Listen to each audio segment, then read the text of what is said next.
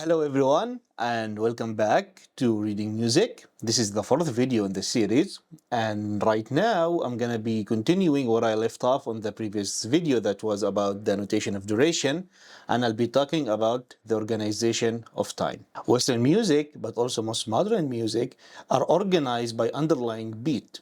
The beat can be as fast or as slow as you want. Usually the composer has written down which the speed the performers should play. The conductor sometimes give an order to change that beat, but the performers are usually aware of that beat. And if they're not aware of that beat, sometimes there is an instrument that does that beat, such as a drums. But even if you don't hear it in a live setting, a beat is always there. The musicians know it. And because if they didn't know it, the song would be a complete chaos. That's what we call chickens, basically. Now, let's look at the indicator of speed, which is the tempo, which is this one.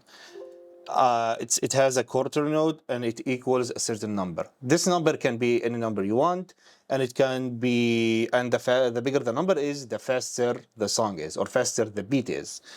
We use that usually with a metronome. We set up the metronome for a 60 speed, for example, and the metronome counts in minutes. So if you have a number 60 in here, that means you have 60 beats per minute, and they're separated evenly. So what that means, if you have 60 beats per minute, you have a beat each second. And that's how the metronome works. But back then, we didn't have a metronome. We didn't have numbers to indicate beats. What we had was basically wording of what the beat should be, how fast or slow the song should be. And that made it a little difficult because while me and another performer might play the same piece, he could play it, for example, just a tiny bit faster or a tiny bit slower than I would, because we didn't have a fixed system. We had an idea how it should be, and they were indicated by words, and those are the words. You'll see them right now on the screen. You don't have to memorize them. I don't think, maybe if you look at old classical writings, you'll actually find those words, but nowadays we have a tempo that usually makes things easier for us. Now, usually the tempo doesn't change in a song, but that is allowed. You can absolutely change the tempo in a song. Like, for example, if it started at 100 and at the middle of the song you thought to yourself you want to make it a little slower, a little faster, a little calmer, you can absolutely change the tempo. But also all instruments must change accordingly to that tempo. Now I'm gonna get back to where I stopped at the previous video. If you remember well, on the previous video, I explained that the durations are relative. Like a whole note is longer than a half note is longer than a quarter, but we have no idea what the length actually is. We know which is longer than which, but that doesn't help us, right? So the tempo. And the other thing that will help us as well is the time signature, which I'll get to that in a bit. That doesn't help us determine the speed of the song, but it helps us organize the song in a certain way. But what the tempo does is actually make the durations have an actual value in seconds. And I'll get to that right now. Now, as you can see here, you have a quarter note that equals a 60. And what that means is you have 60 quarter notes per minute. And as I said, the timing is evenly split. So that means we have a quarter note every second. And it works the same way with the rest of the other durations, right? Like if a quarter note is a second, and you know that the half note is twice as long. So that means a half note is 2 seconds. And that will also mean that eighth note is half a second, a 16th note is a quarter second, and so on. It works exactly like this. So in Western music standards, the longest duration you have, unless you make it longer with a tie or a dot, the longest undotted or untied duration is a whole note, which is 4 seconds. So for example, if I write down something like that,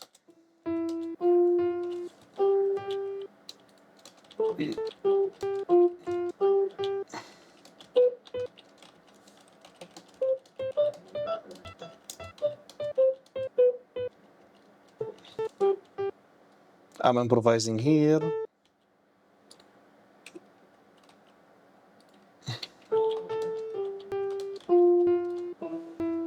This would be exactly 12 seconds long.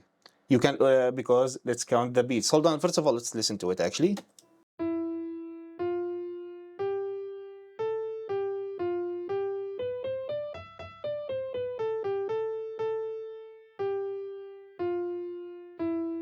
This would be exactly 12 seconds long because in here we have a second.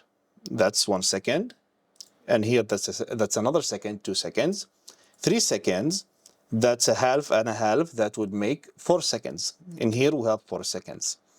And also in here, this is also a 1 because this is a half, this is a half, this is a half. That's a 5 seconds. And this one is half as long as this one. So 4 of these will make another second. We have 6 seconds. And this one is the same duration as this one. So we have 7 seconds. We have 2 of these, which is equal to 1 of these. Then those 2 are 8 seconds. And we have 9 seconds, 10 seconds, 11 seconds, and 12 seconds. And as you can see, we have 4 seconds in each of these. And the time signature explains why that's the case. I'll get to that in like a few minutes. But that's basically how the duration works with a tempo. They give them actual values in time. And again, of course, the faster the tempo is, like for example, if I have 120 in here, then we have a quarter note every half a second. So the whole song becomes faster. So this entire thing should be played in 6 seconds instead of 12.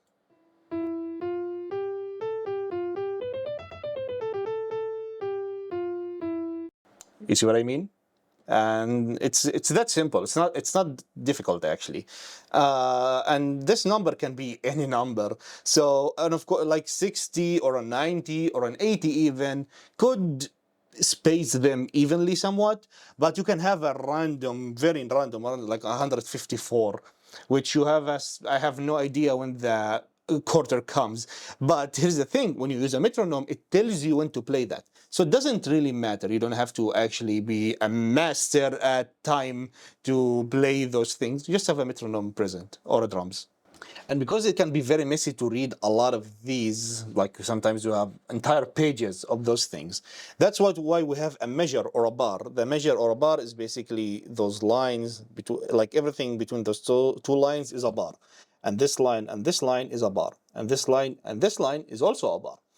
And they're all the same length. When it comes in seconds, right? So everything that you're allowed to play in here is 4 seconds. Everything that you're allowed to play in here is 4 seconds, and everything you're allowed to play in here is 4 seconds. Why 4 seconds? It's about the time signature. I'll get to that in literally a minute. But that's why the bar is used, to make it more organized, easier for us to read, and when we're reading 5 minutes worth of music. But again, while all bars are equal in length, thanks to the time signature can change. So it's not a must to have all bars equal in length. You see a lot of bands like Dream Theater or Tool do that if you listen to heavy metal. But usually, in most cases, they are, because it's too complicated, too hard for the human ear to change the measures. Again, so when it's not symmetric, it's not equal all the time. Sometimes it's hard for us to actually like it. But a lot of people like that, me included. I actually enjoy a lot of Dream Theater songs.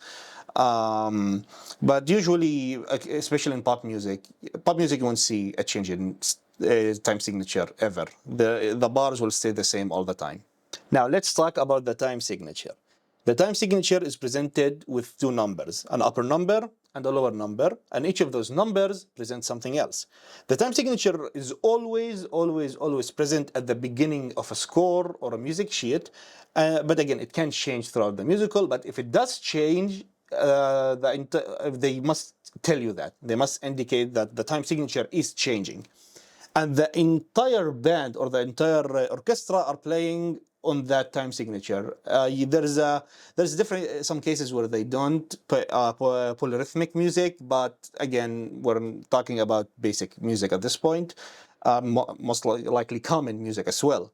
So usually that's the beat, and it never not the beat, the time signature, and if it's gonna change, they'll tell you it's changing, and the entire band will change with it as well.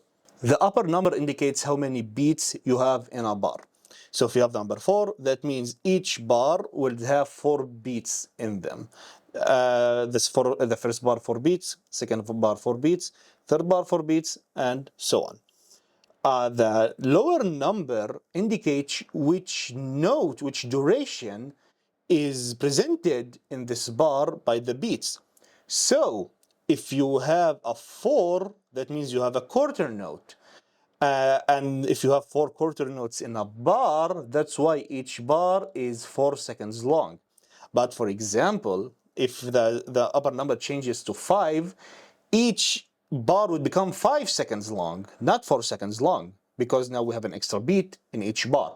And the upper number can be anything you want. Like the upper number can be 1, 2, 3, 4, 5, 10, 20, 100, whatever.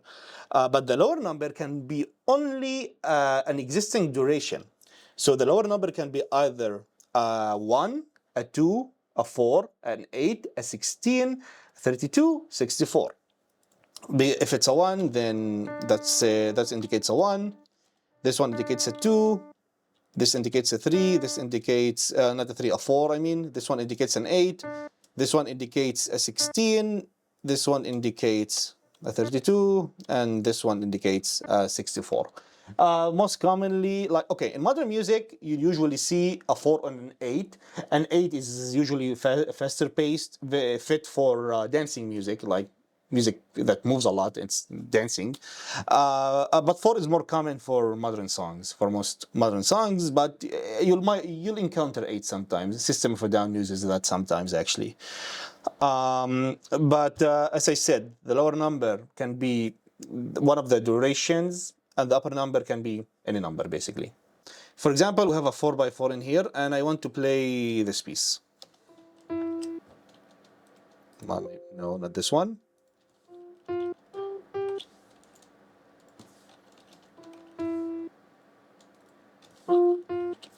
It fits perfectly. That's all. This is equals to 1. This is equals to 1. This is equals to 1. This is equals to 1. 4 beats. Amazing. Right? Now, I'm going to change the time signature and say it's a 2x4. Now, I'm going to do that. You see, they immediately moved me to the next bar because this one is equal 1 and this one equals 2.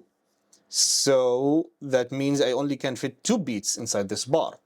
So if I want to play this thing in a 2x4 time signature, I have to play them in 2 separate bars. While in here, we can play it in 1 bar. And it would sound exactly the same thing.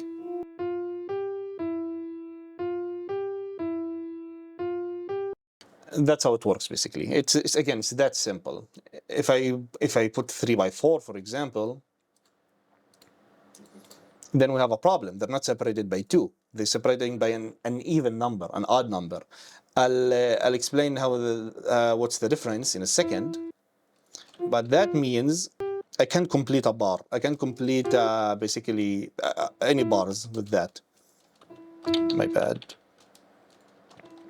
We have 2/3 of a bar empty if we're going to play the same thing, and you can't leave that empty at all unless you add silence, but then that defeats the point. But we can fix that by, instead of saying it's a 2x4, I'm going to delete this entire thing. Instead of saying it's a 2x4, let's say it's a 2x2. That means we can add that in here, because now they're even, right? While mathematically they are, 4x4 is 1, 2x2 is 1.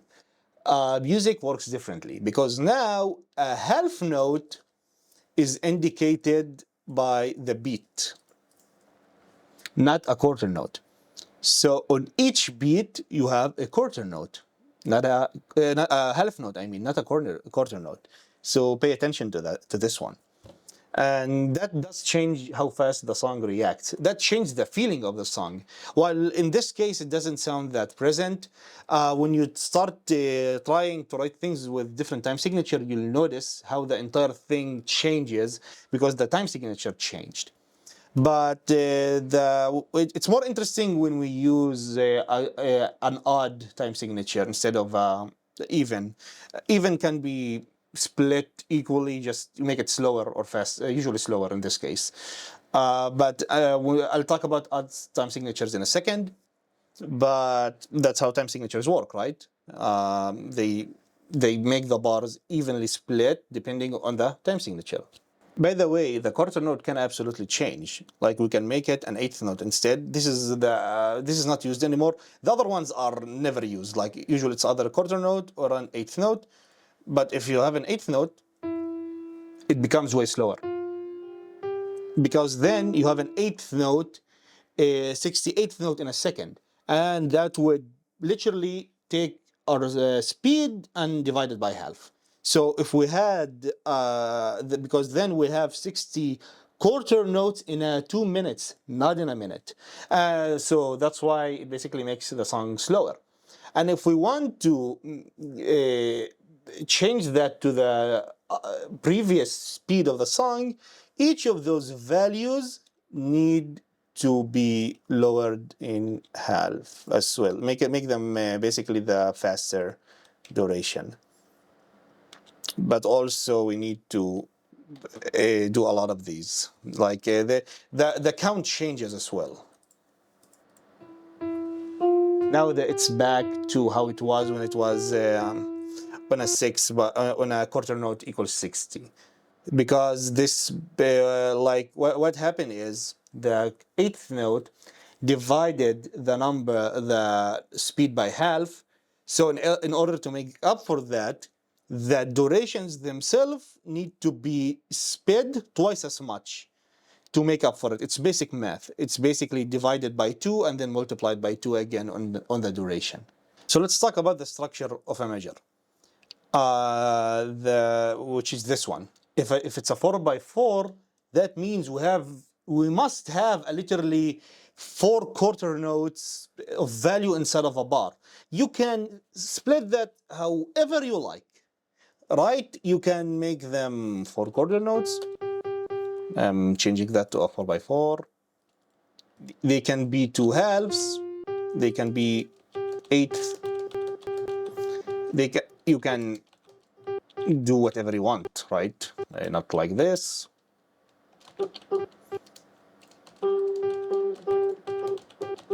Doesn't matter as long as all of this at the end equals a quarter, 4 quarters, because the time signature says it must have that value. Then it is correct. And we can, by the way, rests are included as well. Like you can, the rest has a value. Like for example, instead of this entire thing, I want to have a rest. I can absolutely do that. That adds the value. Like this is equals 1, just like the quarter note, and the other rest as well. I can add to 8. But then this one is also equals a quarter rest. So a rest is not valued with as much as the duration when it comes to changing them. Like if you wanna have a quarter note rest, don't use 2/8. You can, just confusing and weird and unnecessary. But also you can see how everything is separated with that quarter note because it's a 4 by 4. So each beat is measured in literally quarters. Like this is a quarter separated by this one, separated by this one, and also separated by this one. Not because, and first of all, that's their shape, right? So even in other lower numbered, they'll be the same thing. But for example, you see in here, because we have 2/8, which equals a quarter, it's separated from the other 2/8, and separated from the other one and the other one. And same here, all of this equals a quarter. That's why it's separated from the other things here as well. That's how it works. You have literally infinite ways to make that change. Infinite. And usually the more you play with it, the more interesting the music becomes. Not necessarily better, just more interesting. And the more you practice using different durations, different time signatures, it would be actually more fun even to play this music, to experiment really. Now let's talk about duple and triple meters. Duple meter is usually the upper when the upper number is an even number, a 2 or a 4, and usually an 8, not a 6.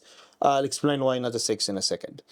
But if you have a duple meter, for example, a 4 by 4, we have 4 beats, right?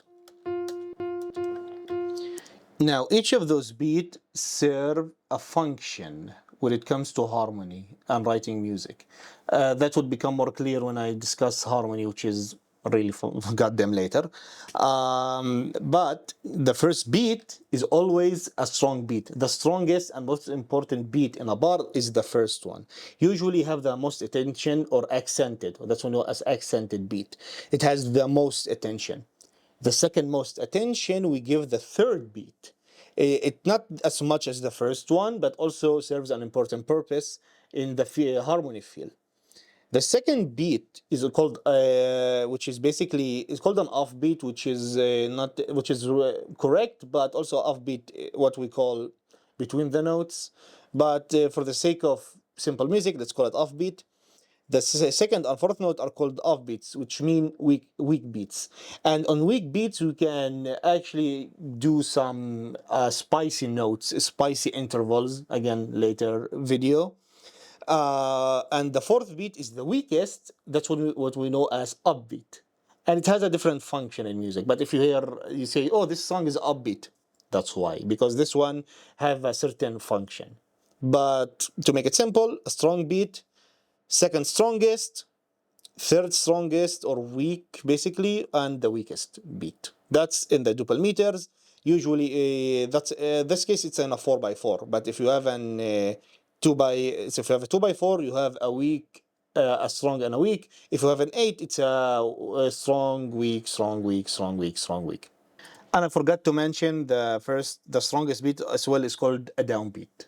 Now, if we have, for example, a triple time signature, that's what we know as a triple time signature, or triple meter actually. Triple meter. The placement of which beats are strong and weak is not fixed. The first one is always a strong beat in every time signature in every situation. But in a triple meter, which one of those is strong is determined by the composer or the performer. And this thing would change the rhythmic feeling of the music. It can be weak, I mean strong, this one must be strong, strong, weak, strong, or strong, strong, weak. Some cases, especially if you have an 8 down there, it can be strong, weak, and even weaker. But usually we have two accented notes or strong notes, strong beats I mean. The first one is usually one of them, and in this case it can be either of those two. Now what you see on the screen here is the older time signature. The C indicates a 4 by 4 time signature, while the C with a slash in the inside of it indicates a 2 by 2 time signature. They're not used anymore. This is very old timing. Because nowadays we have different ones, they're easier this way. But those exist. In case you saw an older music and you want to play that, you might see one of those symbols. So it's nice to know what they mean. Now let's talk about compound timing.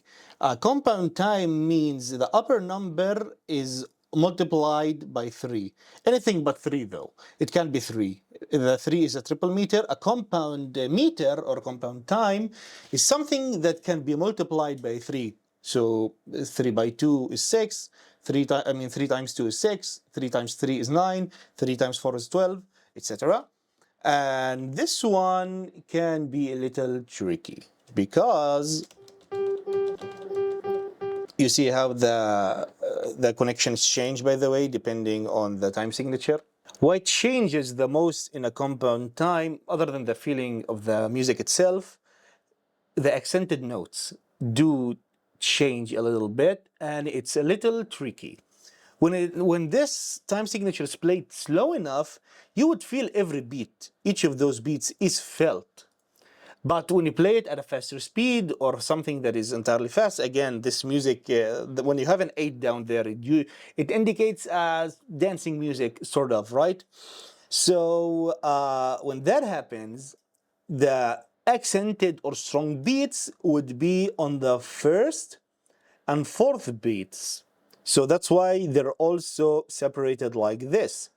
But in different times, I don't know if I can change that actually in here, depending on the software. You might see them like the 4x4. You might see them separated like this, because then it indicates for us that the strong beats is basically the first, third, and fifth note.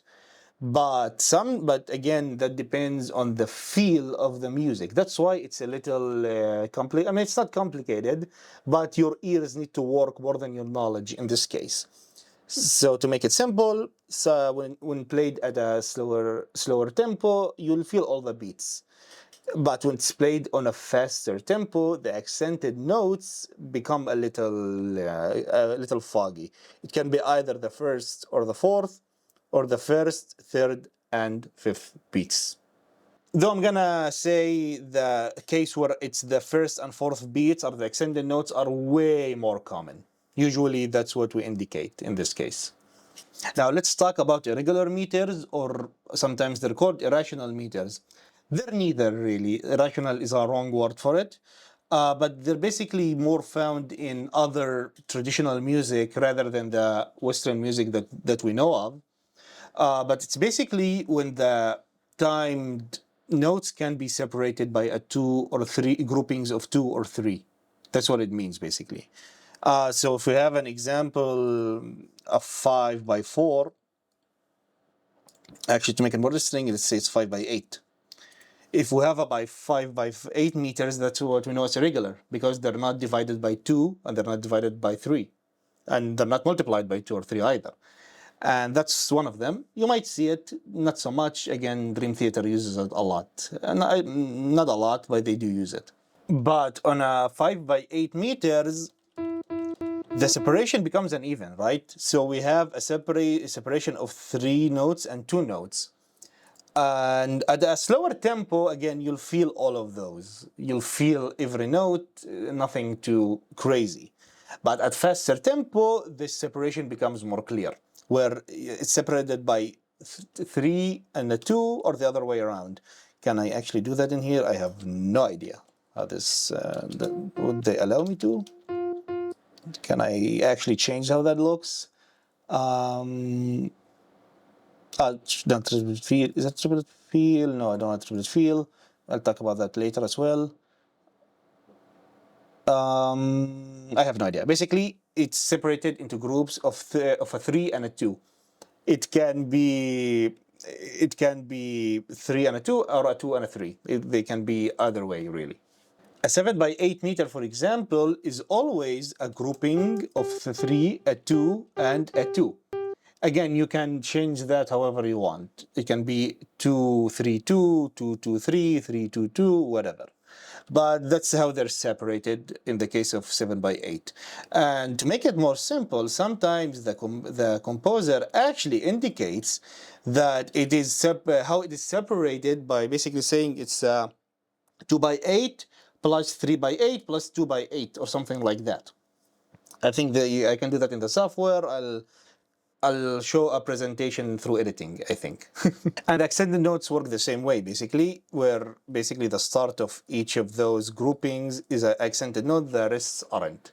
Now, there are some cases where it is perfectly divided fine, like for example, it's a 6x8, which is a compound meter. No, I mean a 9x8, a time signature where it is a 9x8, which is separated fine by a groups of 3.